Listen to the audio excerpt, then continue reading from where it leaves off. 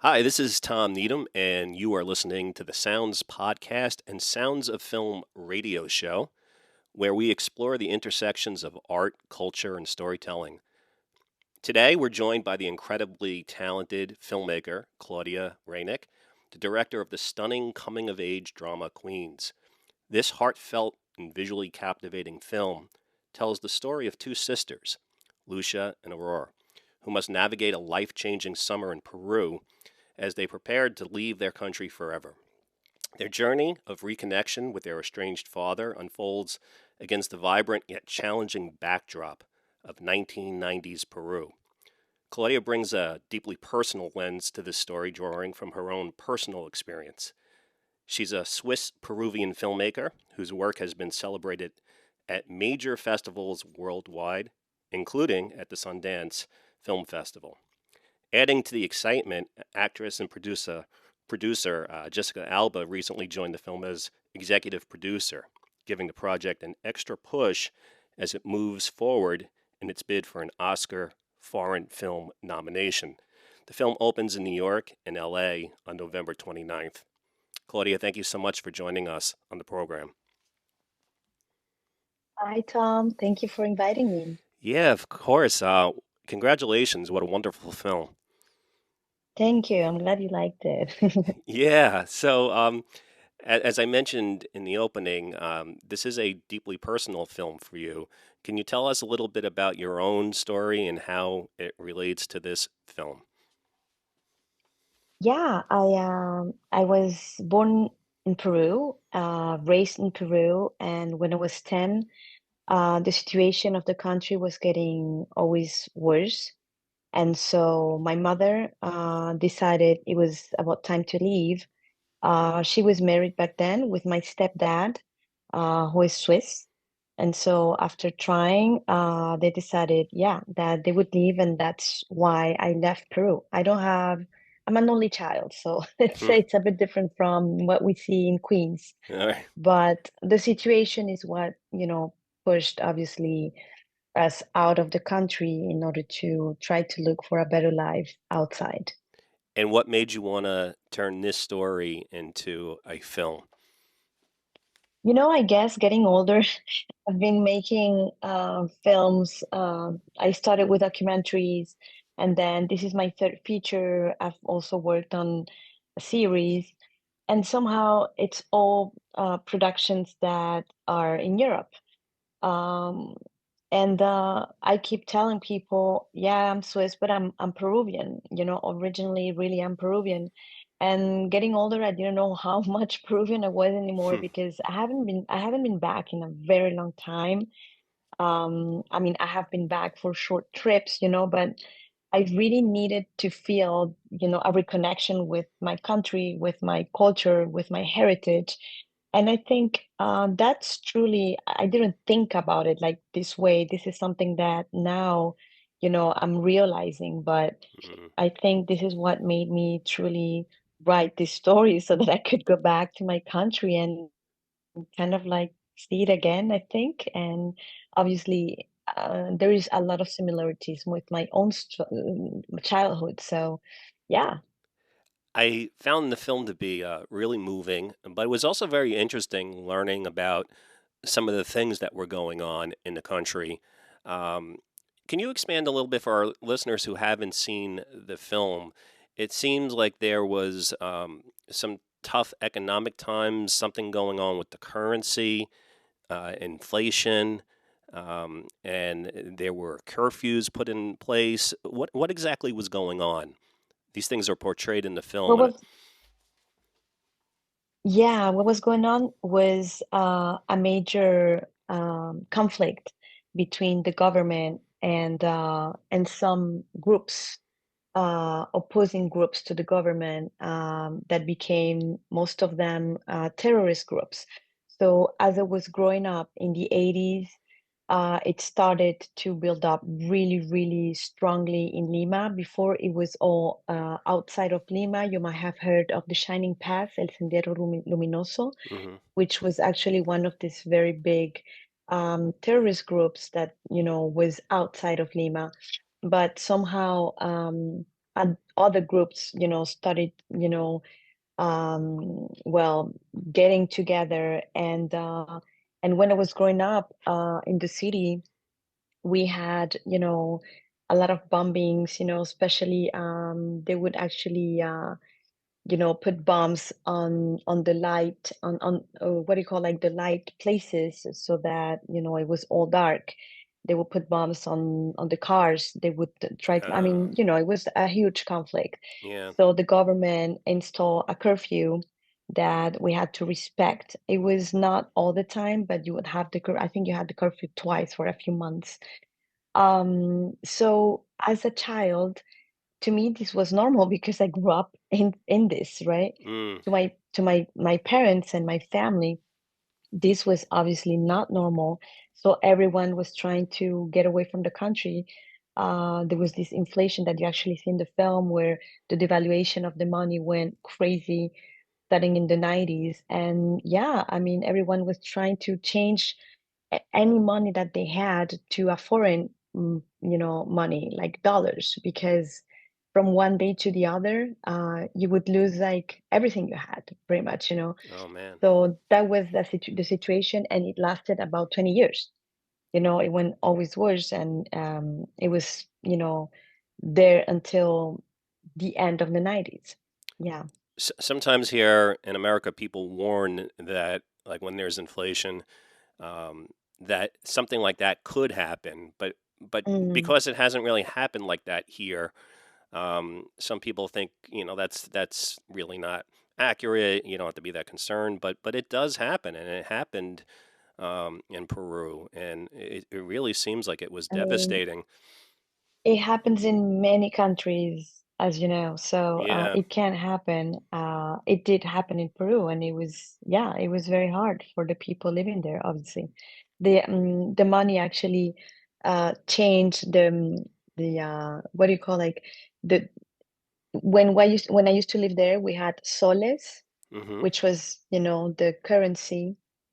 And then it went like so crazy that they had to change it into intis. So they created a new currency, and then it still went crazy. So they had to new soles, which is like the whole confusion about. Yeah, but yeah, it Well, was crazy. one of the things I found fascinating was that, while at the same time in film, the main characters are obviously going through a stressful time with these things that you just described. There also seems to be nice moments too. I enjoyed the scenes at the beach, um, when characters are eating. It looked like the food was good. They're drinking, they're socializing. There's nice music. Um, it seems like they did have a vibrant, engaging culture, and you capture that in the movie. I mean, yeah, I was, born and raised there, and this is really moments that I had in my childhood. Peru has a very big variety of music. I tried to put it as much as I could in Yeah. the film, so that, it's not only one type of music. Usually, when you talk about Peruvian music, we think of music of Cusco with, some specific music sounds from there, but it's like so much. And to go back to, what people were living, I mean, they were used to it, it went on for so long. So they would still, have obviously their moments, the beach and everything they could, they were careful, but which is one of the reasons why the father has this idea of saying that he works for the government, because, Mm. I mean, it goes handy with what's going on, in the country. Is that, like a common thing? His character, the father, sometimes he doesn't have money to buy things, so he'll trade. Like, he'll Mhm. offer either service or something else in return. Was that happening a lot too? A lot. Actually, Troc, doing exactly what he was doing was happening a lot back then. Hmm. Yeah, and actually, that history speaking, that's something that was part of the Incas culture. Back, when there were those civilizations, it was a common thing. Obviously, there it was not. because they were doing it traditionally, but because they had to, Yeah. and money devaluation was so strong. But yes, it did happen a lot. And when I showed the film in Peru for the first time in August, after having had it in Sundance and Berlin and Locarno, where people are actually learning about a country, when I showed it in Peru, people were obviously remembering, and this is something so many people said, oh my God, we remember doing that. Yeah. Are things better now? I mean, they're better. There is always room for improvement, Mm, but they're definitely incomparable to what it was back then, obviously. There is, no terrorist threats that we know of right now. Economically, it could be improving, but I mean, I love going back to Peru. I love, the food is amazing. So mm. yes, it is better. Well, Yes. tell me a little bit about some of the themes you explore in this film. What were some of the major ideas that you wanted to get across through the characters?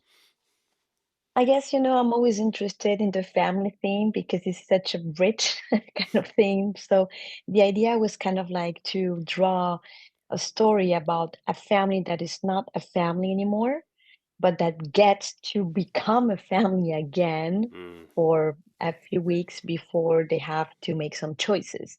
So that was like one of the big themes that I wanted to work on. And then parenthood, but also, childhood, how do you learn to become a parent in such, in such little time? This father, he hasn't been around in, the two daughters, I mean, the sisters' lives, really. You see it at the beginning.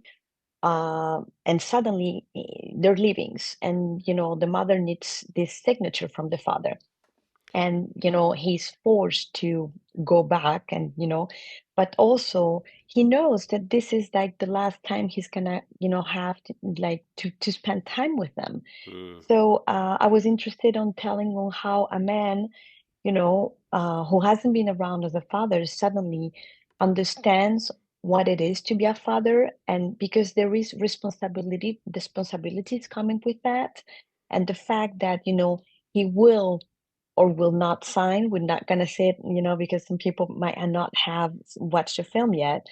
It means, well, if he signs, they're gonna go away from him. mm. What does this mean? This is, what a parent does, right? Does it, Right.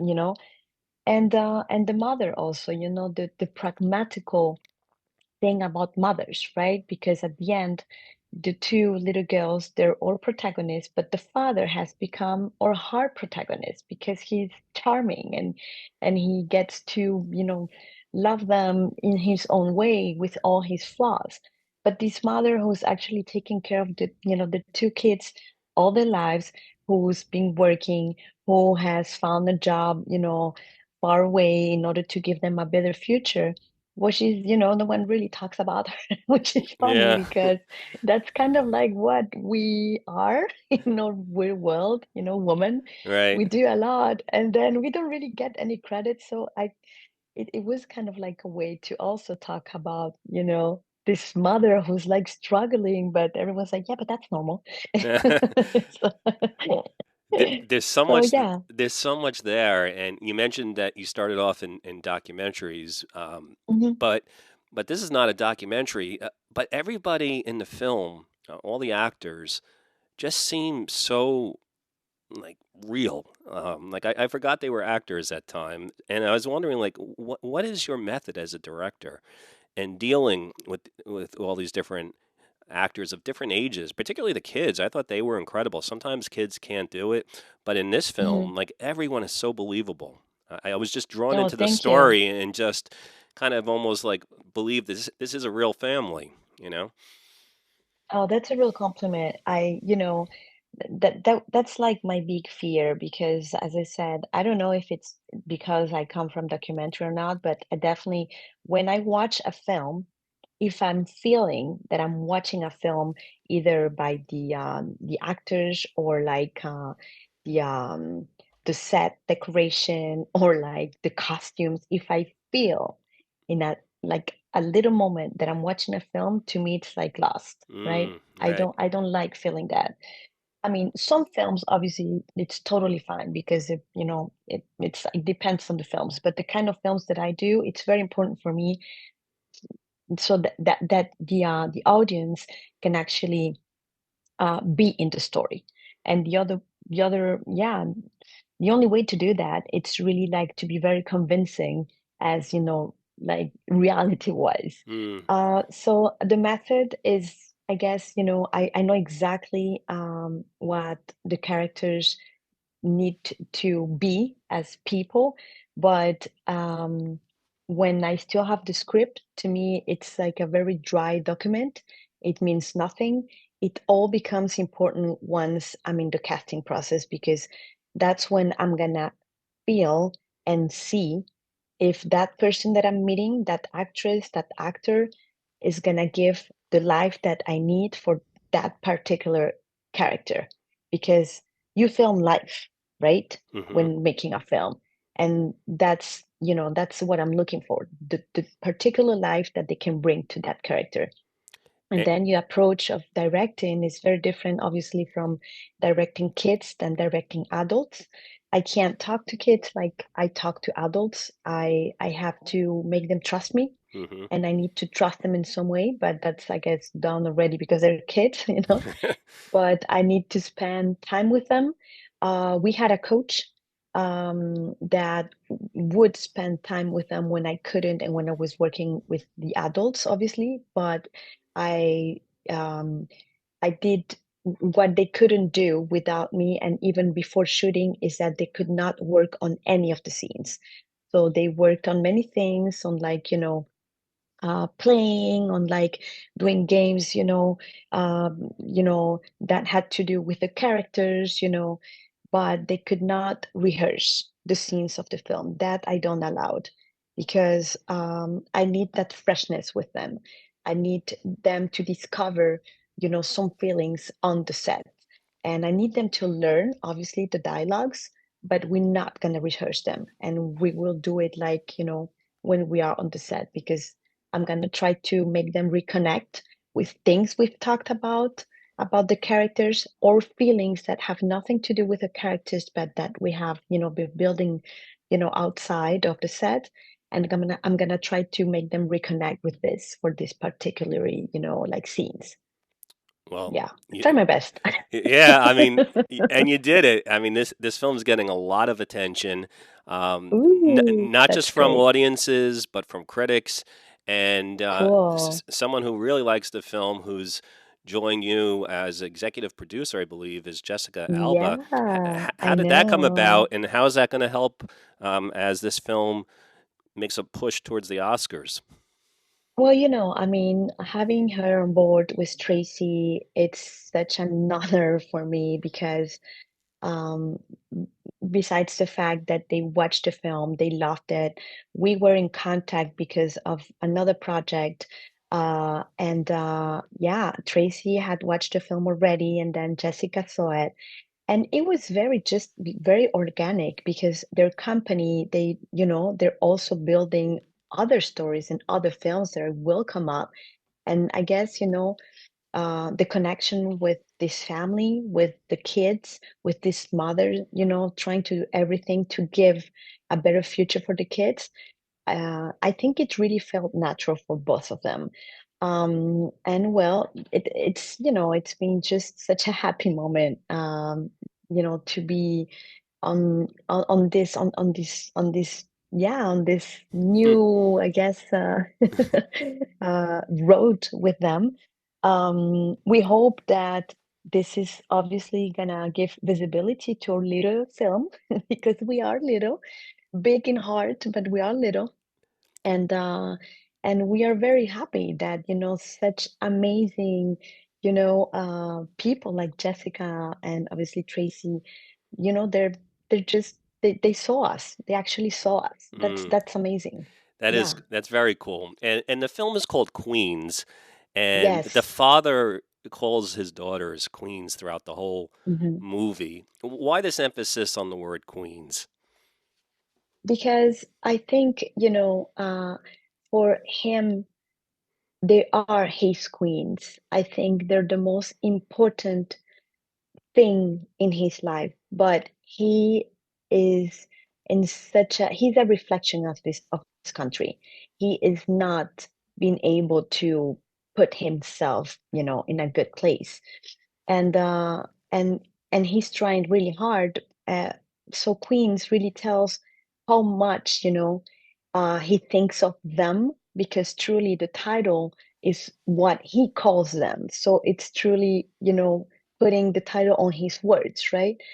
But that, he has a really hard time, just accepting himself. I think that's what this is about, and accepting the fact that he can't give them as much as he would want to. He's ashamed of himself. This is a man that lives in a society that is, doing really bad, but that is also a matches society.